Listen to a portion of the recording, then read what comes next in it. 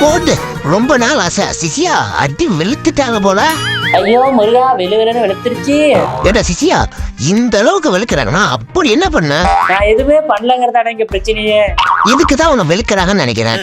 எதுவுமே புரியுற மாதிரி சொல்ல மாட்டியா? ஐயோ முருகா நாங்க பார்த்து உட்காந்து டிவி தான் பார்த்துட்டு இருந்தோம்.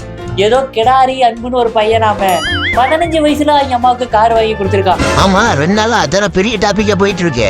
அதுக்கும் உனக்கு என்ன சம்பந்தம்? வீடியோ போட்டே வாங்கி கொடுத்துருக்கான்னு சொல்லி நியூஸ்ல சொல்லிவிட்டாங்க. அவ்வளவுதான் எருமை கழுத வயசாகி இந்த வீடியோ போடுறாங்கிற ஒரு கட்சி பாரு வாங்க அடி வெளுத்துட்டாங்க முருகா. ஏண்டா அதுக்கப்புறம் அவன் ஒரு ஸ்கேம் பண்ணிருக்கான்னு ஒரு வீடியோ போட்டாங்களா? அதெல்லாம் உங்க அப்பா அம்மா பார்க்கலையா?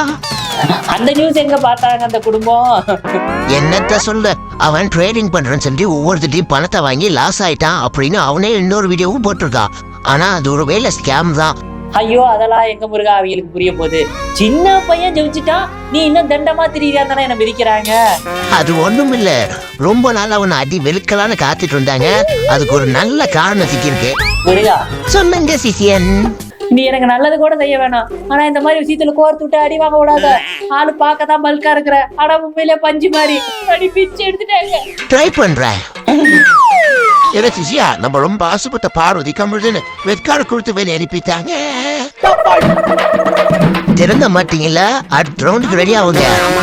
போய் நம்ம பேஜை ஃபாலோ பண்ணி லைக் அண்ட் கமெண்ட் போட்டு மறக்காம உங்க ஃப்ரெண்ட் அண்ட் ஃபேமிலிக்கு ஷேர் பண்ணிட்டு போயிருங்க. பாய்.